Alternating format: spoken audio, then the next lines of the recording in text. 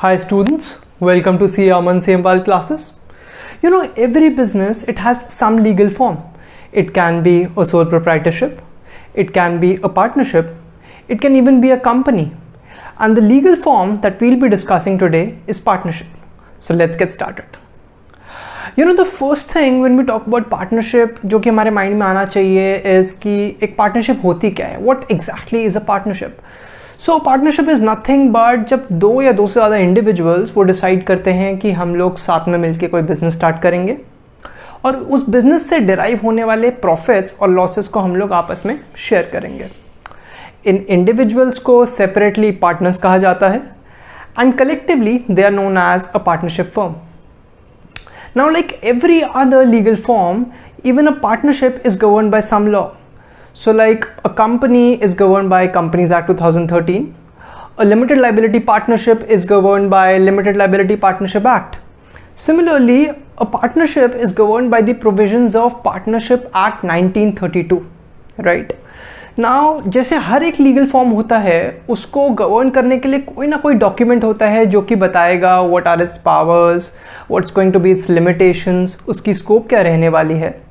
Similarly, in case of a partnership, it is going to be a partnership deed, which is nothing but an agreement जो कि ये चीज़ बताता है कि एक पार्टनरशिप फंक्शन कैसे करेगी. जैसे कि पार्टनर्स के बीच में प्रॉफिट शेयरिंग रेशियो कैसा रहेगा, असेट्स की वैल्यूएशन कैसे करी जाएगी, गुडविल की वैल्यूएशन कैसे होगी.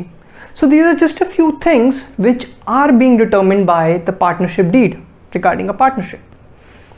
Something really interesting about a partnership deed is that it is not compulsory to have a partnership deed. You heard that right. It is not compulsory.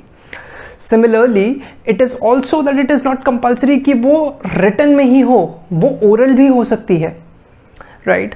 अब हमने थोड़ी देर पहले डिस्कस करी है चीज़ कि इम्पॉर्टेंट नहीं है कि पार्टनरशिप डीड हो ही हो, इट इज़ नॉट कंपलसरी.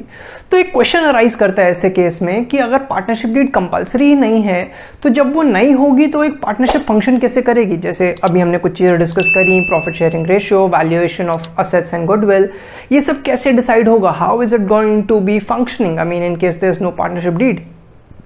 तो absence of a partnership deed में जो प्रॉफिट्स और लॉसेस होते हैं वो पार्टनर्स आपस में इक्वली शेयर करते हैं.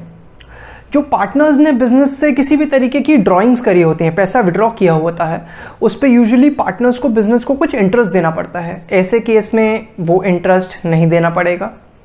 सिमिलरली अगर मैं कैपिटल की बात करूं, जो कैपिटल कंट्रीब्यूशन पार्टनर्स ने बिजनेस में कर रखा है उस पर उन्हें किसी भी तरीके का इंटरेस्ट नहीं मिलेगा. पार्टनर्स को किसी भी तरीके की रेम्यूनरेशन या सैलरी की राइट नहीं होगी. They won't be given any sort of remuneration और सैलरी. और इसी तरीके से अगर पार्टनरशिप फर्म में किसी नए पार्टनर को एडमिट करना है या फिर किसी एग्जिस्टिंग पार्टनर को रिटायर करना है तो वो पॉसिबल नहीं है अनटिल अनलेस कि सारे के सारे पार्टनर्स जो हैं अपनी कंसेंट उस चीज़ को दें. So these are a few important things which will determine कि एक पार्टनरशिप कैसे फंक्शन करेगी in case a partnership deed is not present. I think इस वीडियो से आप लोगों को कुछ ना कुछ वैल्यू एडिशन मिला होगा and it will be helping you.